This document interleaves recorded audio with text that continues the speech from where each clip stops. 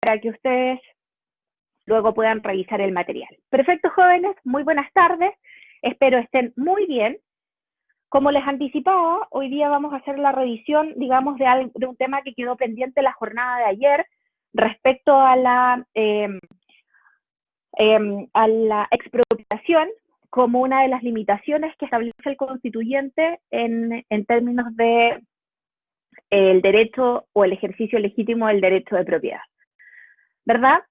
Y en eso habíamos quedado y lo vamos a abordar íntegramente y vamos a suspender la jornada en propiedad minera para que ustedes tengan la posibilidad de una desconexión un poco más temprana y colaborarles con el estudio de una materia tan compleja como es el procesal orgánico. Bien, dicho esto entonces, vamos a iniciar con el derecho de propiedad y en ese sentido voy a ser muy enfática en pedirles que jamás pierdan de vista que en realidad lo que dice la Constitución para efectos de limitar el derecho de propiedad son dos cosas. Primero, va a establecer la posibilidad de límites o de obligaciones a propósito de la función social que propiamente corresponde al derecho de propiedad. Y por otro lado, que era algo que me preguntaba Valeria, parece, la clase de ayer. Y por otro lado, vamos a encontrar que la otra posibilidad es de limitar la propiedad, digo, es la expropiación. De alguna manera, son dos cosas distintas, digamos, ¿ya?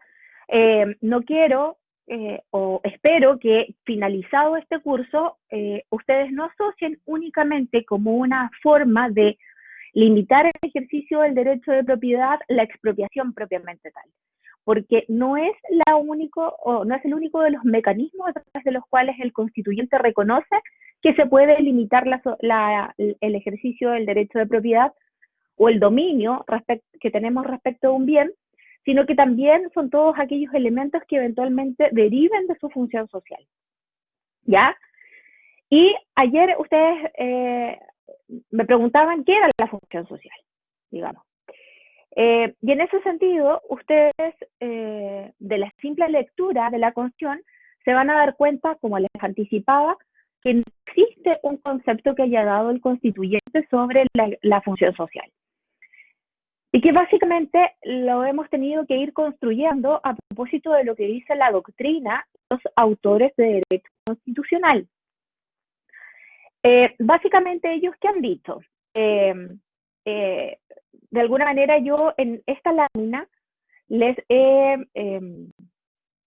seleccionado, digamos, aquellas definiciones que parecen ser las más famosas, digamos, las más aceptadas en el mundo del derecho constitucional y que son 4 profesores también bastante reconocidos. En palabras de, por ejemplo, el profesor Lautaro Ríos, señala que la función social, y lo voy a leer textual, es la capacidad o aptitud que los bienes poseen, de acuerdo a su naturaleza, para satisfacer necesidades propias de la comunidad.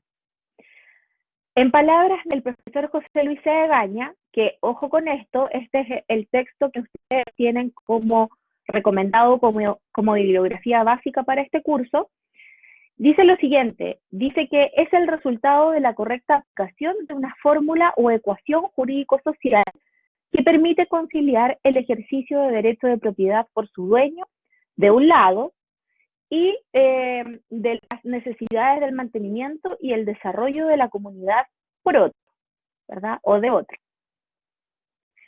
Para el profesor Enríquez Evans de la Cuadra, la función social va a corresponder al empleo o uso racional de la propiedad en armonía con los intereses colectivos.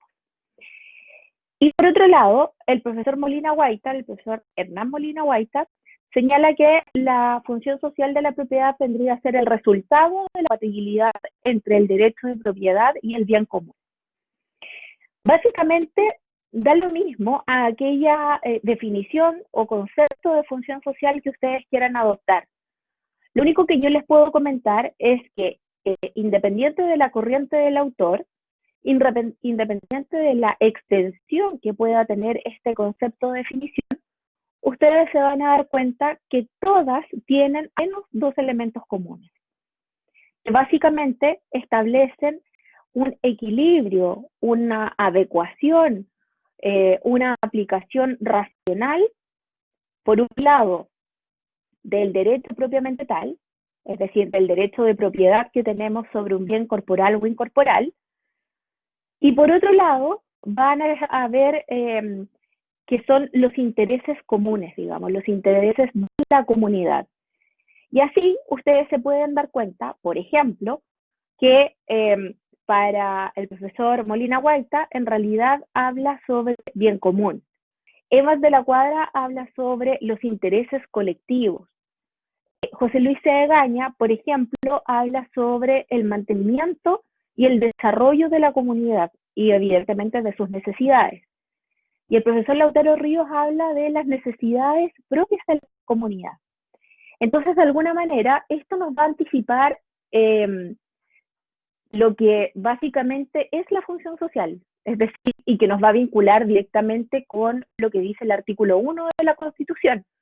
Cuando ustedes estudiaban con el profesor Arroyo, y ustedes decían, mire, fíjese que los fines del Estado, el elemento teleológico del Estado, va a ser necesariamente la búsqueda, ¿verdad? La promoción del bien común, ¿cierto?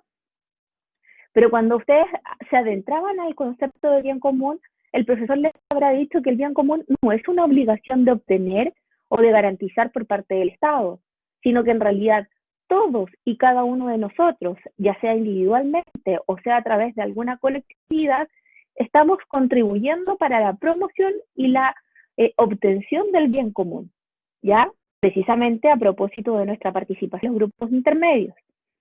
Entonces, de alguna manera, ustedes se dan cuenta que la propiedad, nuevamente, el capítulo 3 de la Constitución está intrínsecamente ligado y vinculado con el capítulo 1, particularmente el artículo 1 de la Constitución.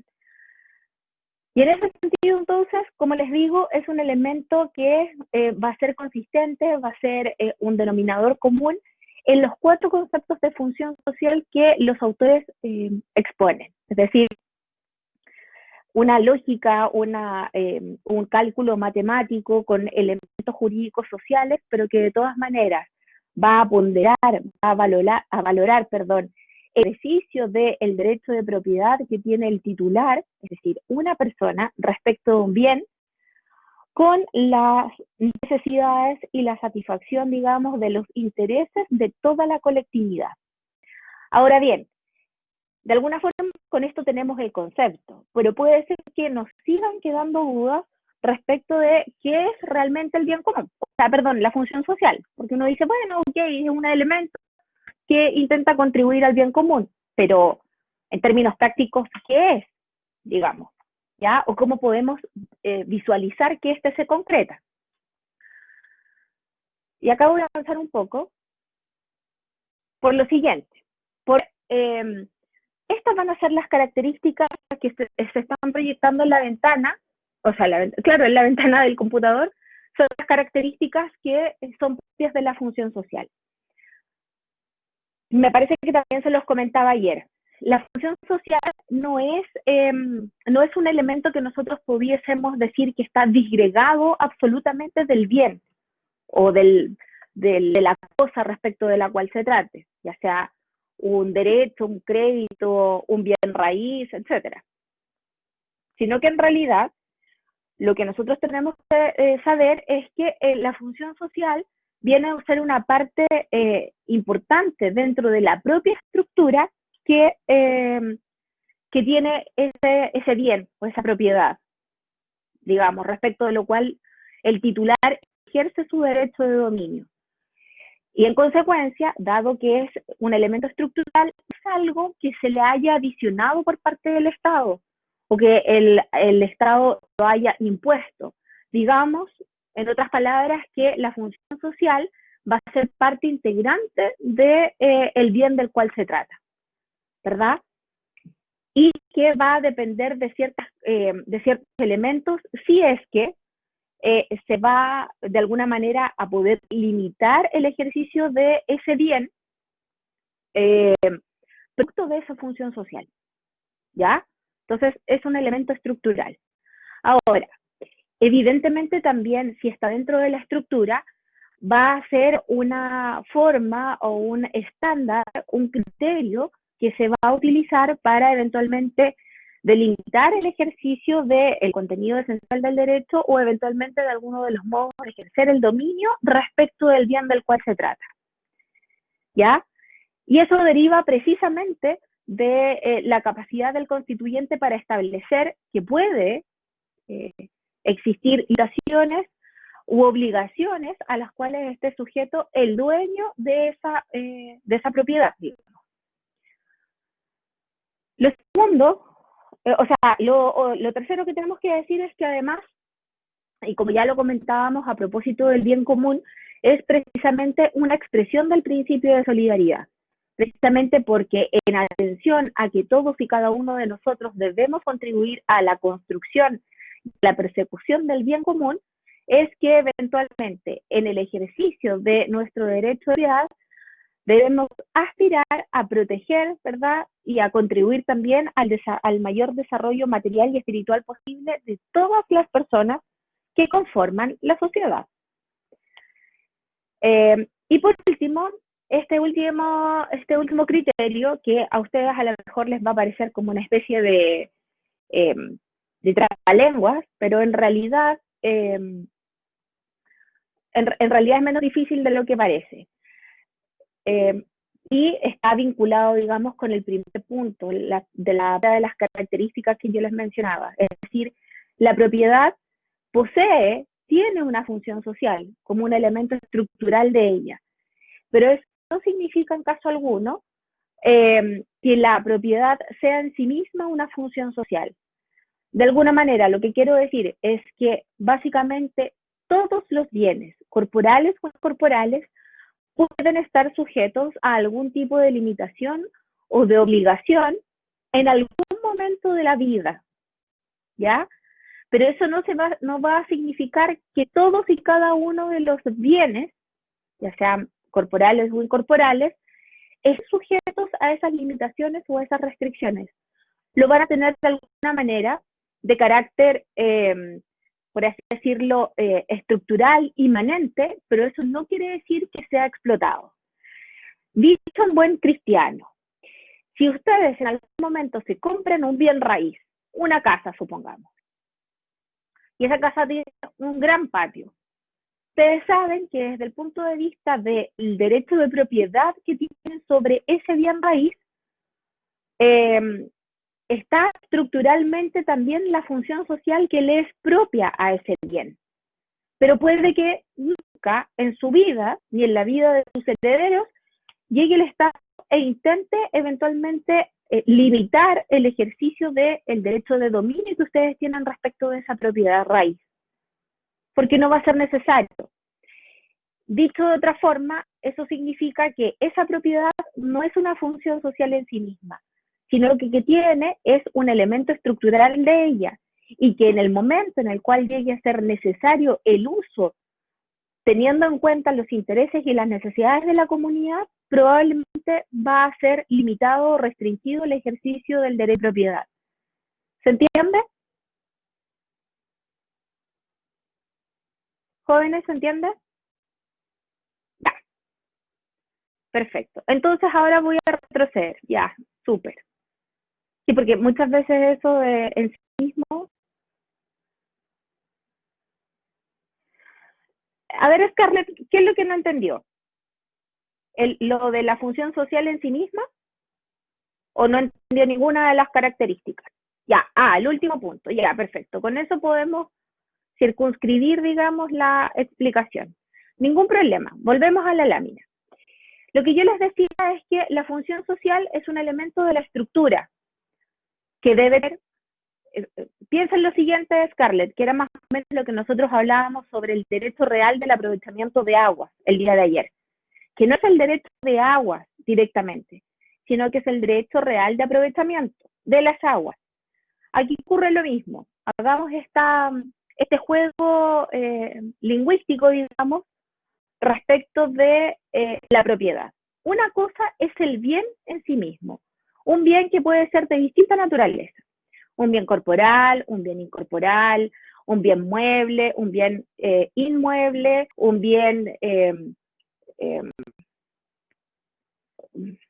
de cualquier tipo de bienes, digamos. Ustedes se dieron cuenta que no soy muy buena para derecho civil. Todos esos, ¿verdad?, son sujetos o eventualmente pueden ser sujetos a la propiedad de una persona. Es decir, que un individuo sea titular del derecho de propiedad respecto de ese bien corporal, incorporal, mueble, inmueble, etcétera. Cuando nosotros hablamos de el elemento de la función social, estamos hablando particularmente de el derecho, por así decirlo, del derecho de propiedad que se tiene respecto de ese bien.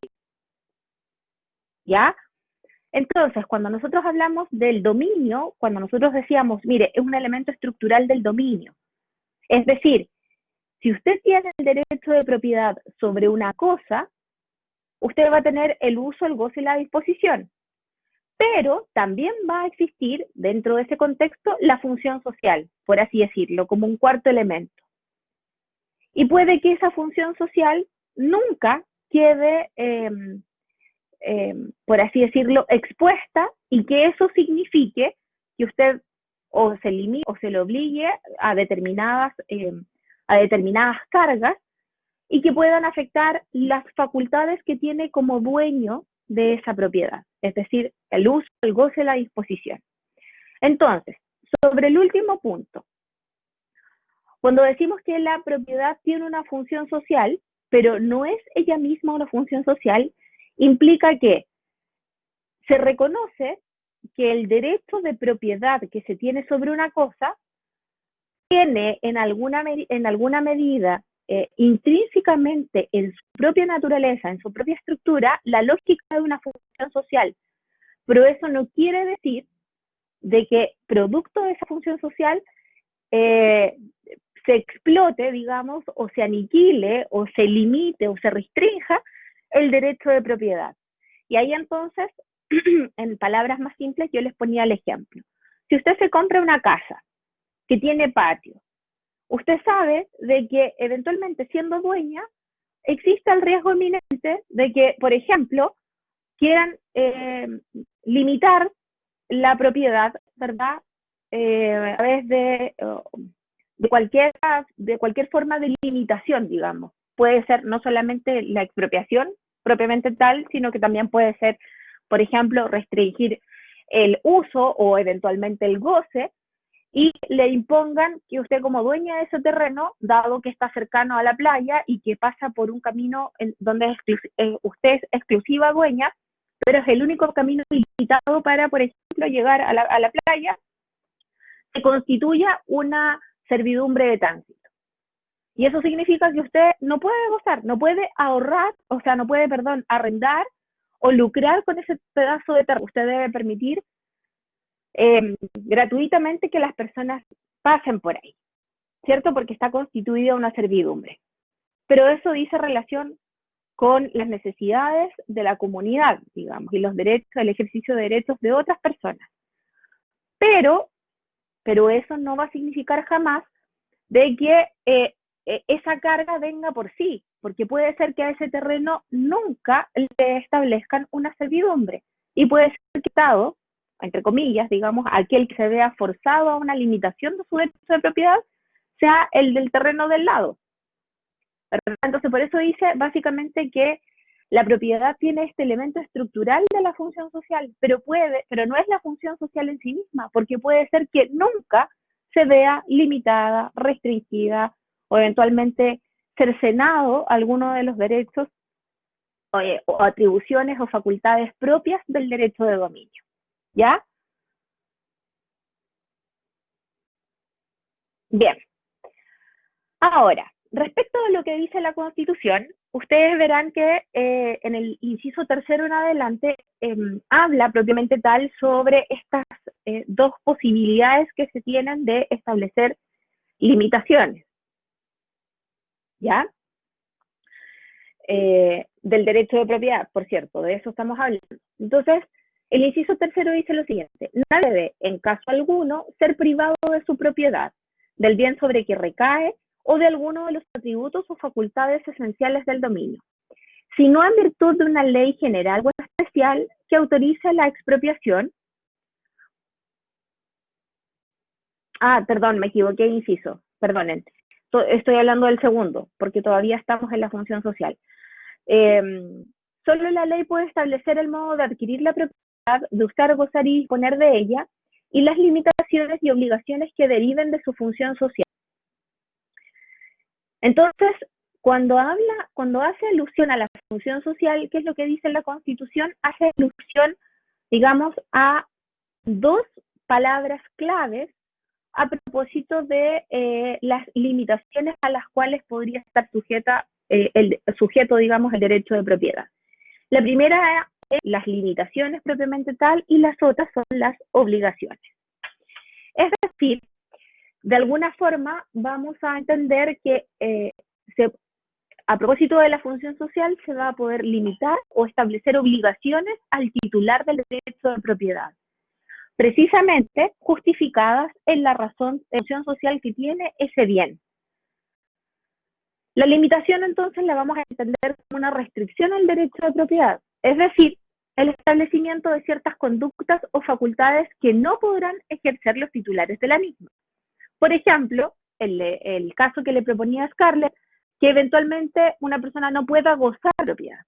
Es decir, puede vivir ahí, puede eventualmente venderla, pero esa venta de esa casa va a tener una subinscripción que va a decir, porque las servidumbres se inscriben en el conservador de bienes raíces, que va a decir, mire, de todas maneras hay una fracción del terreno que usted no va a poder ocupar y que no puede cerrar, no puede cercar. ¿Por qué? Porque es una servidumbre de tránsito que permite a las personas caminar y trasladarse para tener acceso a diferentes bienes de uso público, por ejemplo.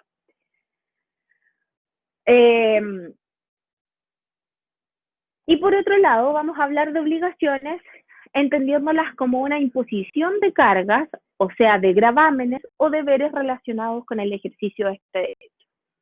Por ejemplo, eventualmente el pago de ciertos cánones específicos por la propiedad respecto de la cual se trate. ¿Bien? Ahora, de acuerdo a lo que decíamos, recuerden siempre, jóvenes, a fuego la limitación, la restricción de derechos fundamentales es únicamente por la vía legislativa. Yo se los voy a preguntar en una solemne o en un certamen, y si ustedes me responden mal, les prometo que los repruebo. Mira, no puedo hacer eso, pero por favor, ténganlo claro. Es muy importante que ustedes lo sepan. La restricción de derechos fundamentales no es por ninguna otra vía que no sea por la ley, por la legal. Entonces, dicho eso, la Constitución reafirma la idea diciendo que la ley puede establecer el modo de adquirir la propiedad, de usar, gozar y disponer de ella, y las limitaciones y obligaciones que deriven de la función social, ¿verdad? Pero, y ahí es entonces donde viene esto que estábamos reforzando desde la clase de ayer, como la Constitución no la define, lo único que hace es establecer los elementos que eventualmente podrían entenderse que la componen y que básicamente van a ser los que van a calificar la función social de una propiedad. Y aquí entonces tenemos 5 elementos, digamos, o 5 estándares para entender y para calificar la función social que tiene una propiedad o el derecho de propiedad sobre un bien. El primero, los intereses generales de la nación, la seguridad nacional, la utilidad pública, la salubridad pública y la conservación del patrimonio ambiental. ¿Bien? Entonces, esos van a ser los elementos que van a componer la función social.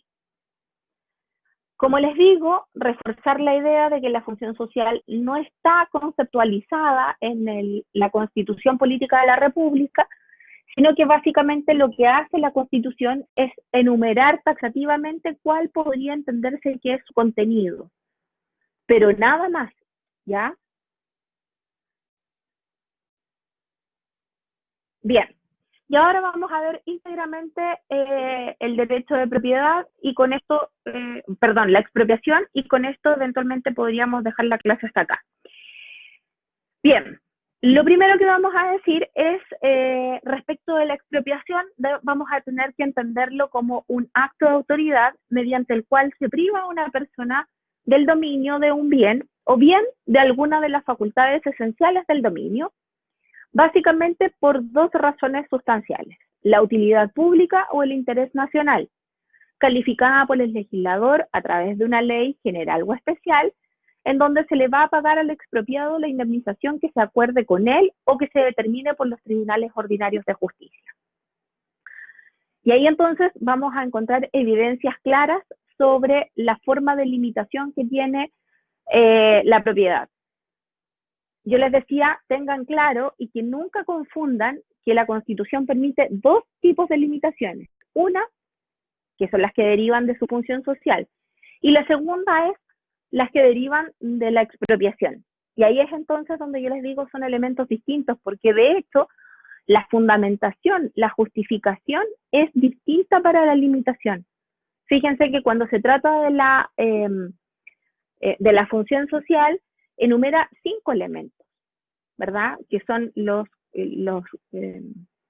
fundantes, digamos, para determinar la función social de la propiedad. En este caso, cuando se habla de la expropiación, son solamente 2 motivos que pueden calificar la misma: la utilidad pública o el interés nacional. Bien, ahora, de la simple lectura, nosotros nos vamos a dar cuenta, de la simple lectura del inciso o de la definición de expropiación, nosotros podríamos advertir que existen 3 etapas en un proceso de expropiación de un bien. El primero es una etapa o una fase de carácter legislativa, la segunda es de carácter administrativa y la tercera va a ser una etapa más bien eventual y que va a responder a los tribunales de justicia. Bien, voy a dejar la lámina proyectándose ahí y voy a proceder a dar lectura de lo que dice el inciso tercero y siguientes de la Constitución, porque estos son los que precisamente hablan del proceso de expropiación. Dice, nadie puede, en caso alguno, ser privado de su propiedad, del bien sobre el que recae o de alguno de los atributos o facultades esenciales del dominio, sino en virtud de una ley general o especial que autorice la expropiación por causa de utilidad pública o interés nacional, calificada por el legislador. El expropiado podrá reclamar de la legalidad del acto expropiatorio ante los tribunales ordinarios y tendrá siempre derecho a indemnización por el daño patrimonial efectivamente causado, la que se fijará de común acuerdo en la sentencia dictada conforme a derecho por dichos tribunales. Luego continúa diciendo, a falta de acuerdo, la indemnización deberá ser pagada en dinero en efectivo y al contado. Luego sigue, la toma de posesión material del bien expropiado tendrá lugar previo acuerdo total de la indemnización, la que, a falta de acuerdo, será determinada provisionalmente por peritos en la forma que señale la ley. En caso de reclamo acerca de la procedencia de la expropiación, el juez podrá, con el mérito de los antecedentes que se invoquen, decretar la suspensión de la toma de posesión. Bien. Así, yo les quiero hacer algunas observaciones que son importantes que ustedes tengan claro para efectos del entendimiento de este proceso de expropiación. Lo primero es que nosotros nos vamos a encontrar acá, ¿verdad? En la fase que es denominada también la fase legislativa.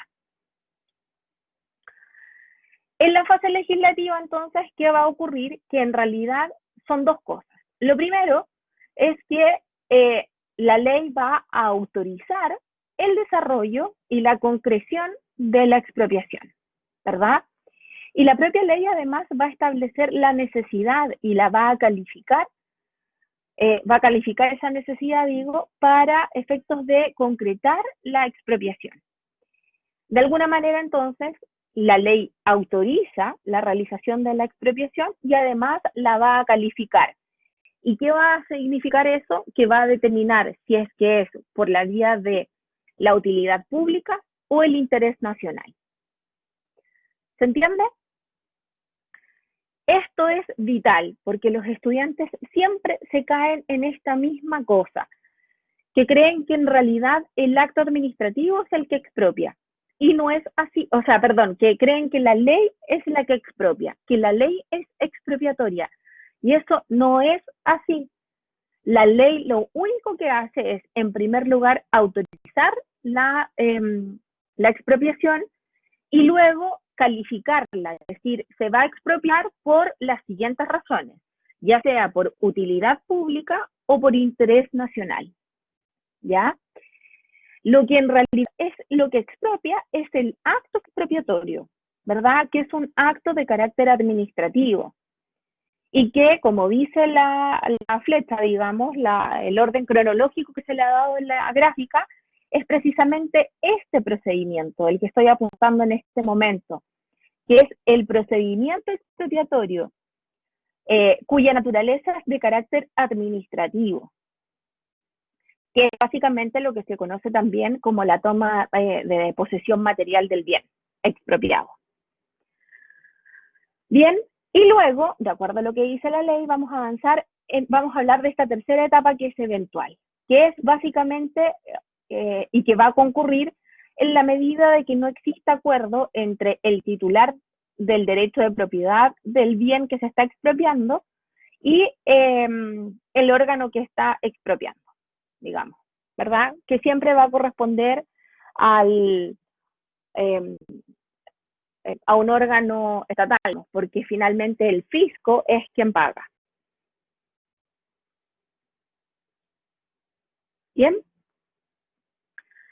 Entonces, lo primero que debemos decir es algo que ya les he comentado, es decir, la única forma a través de la cual se puede llegar a expropiar el bien del cual una persona es el titular del derecho de dominio es a propósito, digamos, de la expropiación, ¿verdad? Y esa expropiación, respecto del segundo punto que dice la legalidad de la expropiación, como les decía, es a través de una ley. Y esta puede ser general o especial, pero insisto, debe ser por la vía legislativa. Y esa expropiación, o esa ley, solamente lo que hace es autorizar la expropiación, no expropia. Quien expropia es la autoridad administrativa.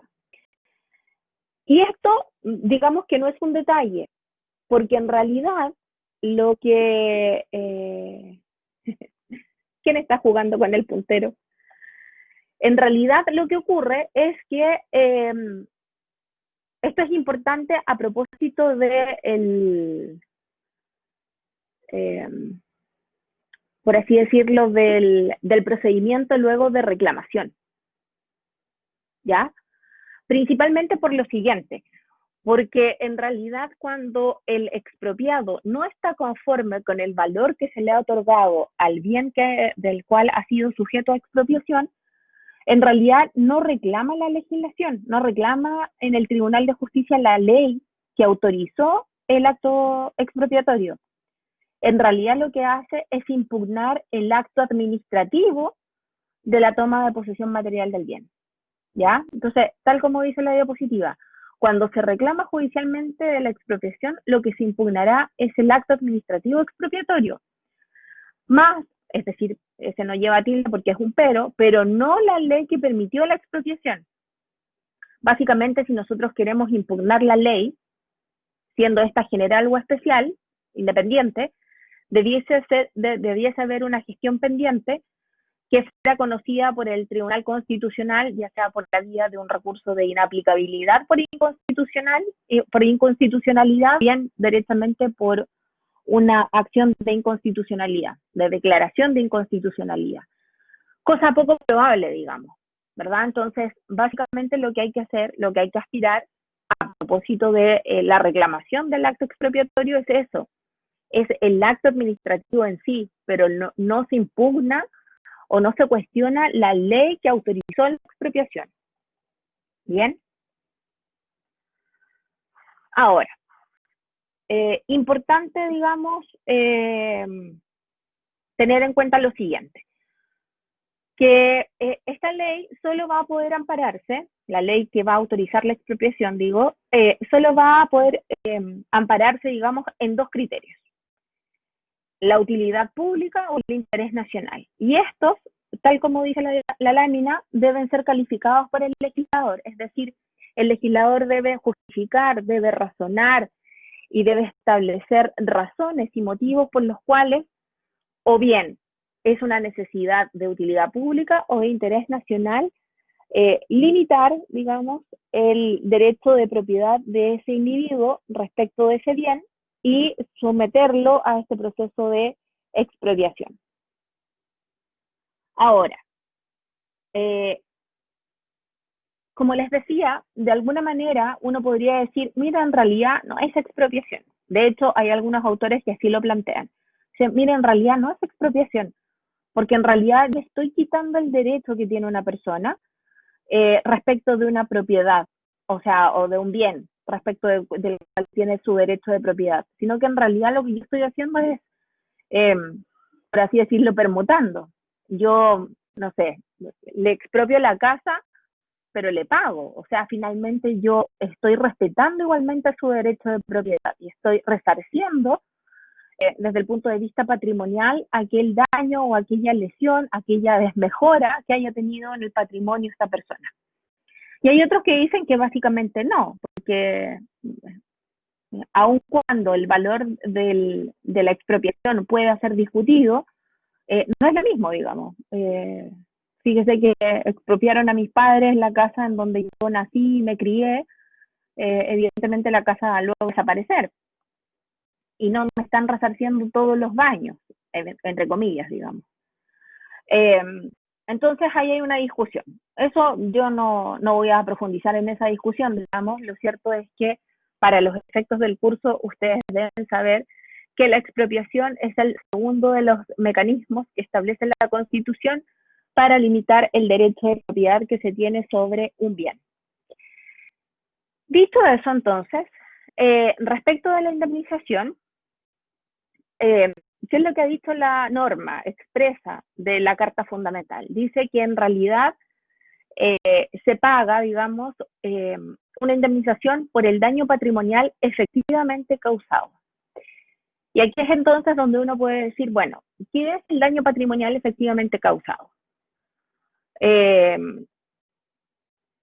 Por ejemplo, como les decía, si expropian a mi familia la casa en donde yo nací y crecí y me desarrollé toda mi vida, y en donde en el patio están enterradas y sepultados mis dos mascotas, digamos, amé profundamente,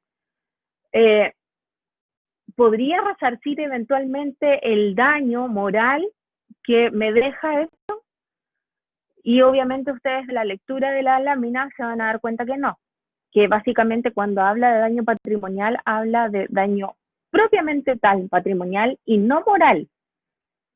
Y ahí es entonces donde el hecho de que, por ejemplo, nunca más voy a ver a mis dos perros y nunca voy a poder estar cerca de ellos físicamente, me puede significar un daño, pero que eso no va a ser protegido, digamos, ni resarcido a propósito de la indemnización. Ahora, voy a complejizar aún más el ejemplo. Imaginen que esa casa en donde yo nací y crecí con mis padres, esto es todo ciencia ficción por si acaso, además tiene un tremendo terreno y ese terreno estaba dispuesto para la producción de paltas de exportación. ¿Ustedes qué creen?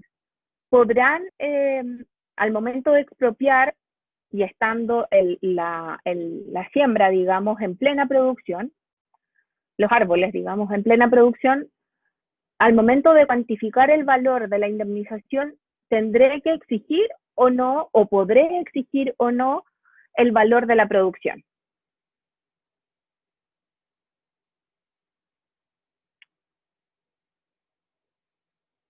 Jóvenes, ¿están ahí o no? ¿O están pensando en procesal? Yo creo.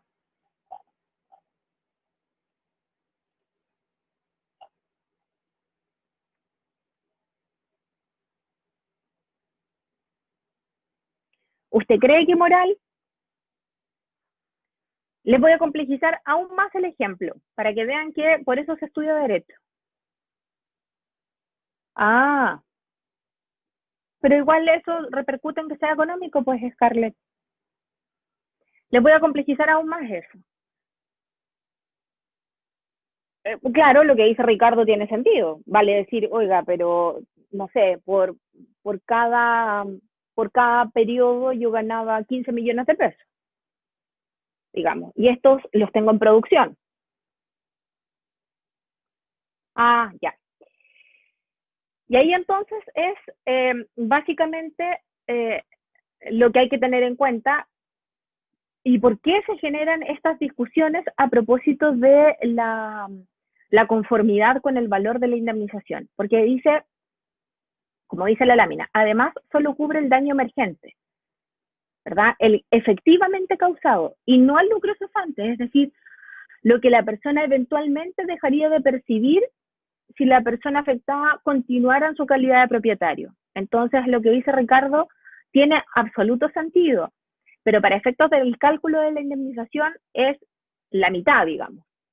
En ese sentido, entonces, eh, por ejemplo, si yo digo, mire, en realidad los árboles están en plena producción y yo proyecto que la venta de estos frutos, es decir, los paltos de exportación, van a tener un valor de 15 millones de pesos. Y probablemente quien va a determinar o quien va a ir a ofrecerme el pago de la indemnización me va a decir, ya, ¿y dónde está eso? No, es un cálculo que yo tengo. Bueno, pero ese es un cálculo suyo, es algo que usted pretende o aspira, pero en realidad no sabemos si es que a lo mejor hay una lluvia y va a inundar los árboles y los va a terminar pudriendo y no va a haber producción. O si hay una sequía y usted no los puede regar y los árboles se secan. O si eventualmente no los puede vender. Entonces, en ese contexto, en realidad, solo si yo tuviera la venta, una promesa de venta de producto, de la producción de mi sembradío, digamos que correspondería a un daño emergente. Es decir, que yo ya tengo comprometido con alguien que me va a comprar esa producción por 15 millones de pesos, ¿verdad? Y no una mera expectativa como eventualmente sería el lucro cesante. Si todas las condiciones climáticas, económicas, por ejemplo, sanitarias, como lo que está pasando ahora, se dan, yo podría llegar a obtener 15 millones de pesos. ¿Se entiende?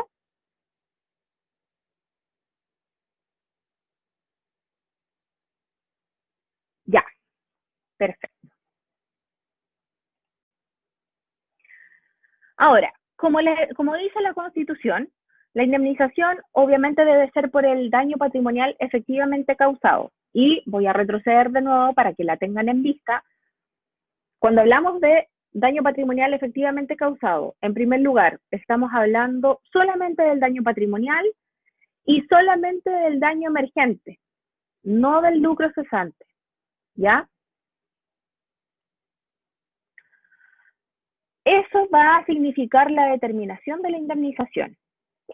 Ahora, también desde el punto de vista de la indemnización debe constatarse cuál es la forma de pago.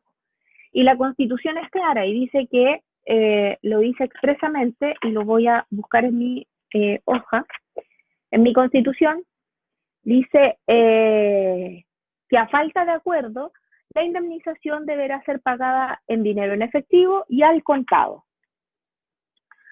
Eh, entonces, tal como dice, si no hay acuerdo, la indemnización debe ser pagada de manera previa, íntegra y al contado y en dinero en efectivo. Ahora, evidentemente, y esto es importante porque normalmente, si no hay acuerdo, se genera esta tercera etapa eventual que yo les digo, en donde entra a participar el tribunal. Pero, por regla general, digamos, si hay acuerdo, ¿qué es lo que hace el agente, el órgano que ha concretado administrativamente la expropiación? No anda con la cantidad de millones de pesos para resarcir e indemnizar a la persona, ¿verdad? Tampoco anda con un camión de Brinks, como me decían los estudiantes de la otra sección, me decían, llegan con un camión de Brinks. No, tampoco. Normalmente lo que se hace es una consignación en un tribunal competente, en el caso de no haber acuerdo, digamos, en donde se paga o se consigna un cheque, perdón, un cheque no, un vale vista en favor de la persona expropiada, digamos, y se consigna en el tribunal y queda en custodia, ¿verdad? En los tribunales que van a ser competentes para conocer la acción de reclamación, que son los jueces de letras en lo civil. ¿Y por qué les digo que es de carácter previo?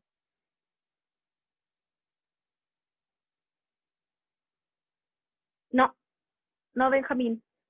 No existe posibilidad, fíjese, es una buena pregunta. Benjamín pregunta, al ser un acto de autoridad la expropiación, ¿no se puede resistir el particular afectado? No. Lo único que puede hacer, o bien, es impugnar la realización, la concreción del acto de autoridad, es decir, el acto administrativo de toma de posesión material del bien, o bien discutir sobre la indemnización, el monto de la indemnización. Pero precisamente lo que usted menciona a propósito de resistirse a esta decisión de la autoridad significaría básicamente resistirse también a la contribución del bien común que debemos hacer todos. Si eso es parte de la función social de la propiedad. De ahí hay una manifestación clara en donde no solamente el Estado debe procurar por el mayor desarrollo material y espiritual de todas las personas, sino que también de los particulares respecto de sus pares. ¿Ya? Ahora, volviendo a lo que les estaba comentando, porque ustedes me van a decir, pero profe, si hay acuerdo no hay problema, digamos. O sea, se le paga la indemnización, se hace la toma, la toma de la posesión material del bien y ni un problema. Pero, ¿qué ocurre si no hay acuerdo? ¿Y cómo, si no hay acuerdo, igualmente el fisco paga de manera previa? Y ahí lo que ocurre es que, efectivamente, y voy a inventar un número, fíjese que a propósito de la expropiación, el fisco ofrece pagar 50 millones de pesos por la propiedad. Y yo digo, mire, en realidad yo quiero 60. O yo quiero 65 por los paltos, ¿verdad? Por la producción que tengo en mi terreno. Entonces, lo que va a hacer el fisco, va a dejar en custodia del tribunal el vale a la vista en favor mío, y yo eventualmente, incluso antes de iniciar la acción, puedo ir y retirarlo y cobrarlo igualmente. Entonces, al momento de deducir la acción, lo que en realidad se va a reclamar va a ser la diferencia, el saldo insoluto que el fisco aún no ha pagado. Por eso es que en todas las hipótesis, igualmente, el pago de la indemnización debe ser de manera previa. De hecho, está en la lámina siguiente y ustedes se van a dar cuenta. En el caso de no existir acuerdo, entonces, se va a fijar el precio por una sentencia dictada conforme a derecho que van a dictar los tribunales ordinarios de justicia. Y así entonces la indemnización será pagada en dinero en efectivo al contado a falta de acuerdo. Habitualmente, digamos, el fisco paga por intermedio de la justicia, debiendo el particular acudir al tribunal civil correspondiente al lugar en donde tiene domicilio el órgano expropiante con el objeto de retirar los fondos correspondientes. Aquí, como les digo, es clave, y eso es una manifestación de que es un pago previo. El retiro de la cantidad de dinero que se haya dejado consignado por el órgano expropiante no significa en caso alguno la renuncia que tiene el titular para eventualmente impugnar el acto expropiatorio, y obviamente eso jamás va a significar o va a repercutir en un obstáculo para deducir la acción respectiva. Bien, y por último, me parece que por último, sí, por último, eh, obviamente la Constitución prevé la posibilidad de reclamación de la legalidad del acto expropiatorio. Ojo, jamás respecto de la ley que autorizó y calificó, eso es súper importante. Y eso va a estar regulado en un decreto ley, digamos, del año 1978, que es la fase eventual. Bien, ¿se entiende? ¿Jóvenes, se entiende? Ya, perfecto. Entonces, vamos muy bien, me alegro. Por eso era algo que no podíamos revisar ayer, porque si no iba como más bien cortado. Entonces, nosotros nos vemos los miércoles. El próximo, o sea, este jueves, vamos a terminar orden público económico revisando propiedad minera y lo que se regula sobre las aguas. Y ahí vamos a ver si alcanzamos a seguir avanzando en el programa de estudios. Con esto entonces yo cumplo con mi palabra de liberarlos un poco antes, en este caso fue media hora antes, para que puedan descansar o eventualmente seguir repasando derecho procesal orgánico. ¿Bien? Así que eso, chicos, que estén muy bien, mucho éxito en la evaluación de mañana, que les vaya excelente, y nosotros nos vemos el próximo, o sea, este jueves en este mismo horario y en esta misma plataforma. Bien, cuídense ustedes, sus familias, tomen todas las medidas sanitarias para que todos estén a salvo de el contagio del COVID. Bien, chao jóvenes, hasta luego, que estén muy bien, hasta luego, cuídense.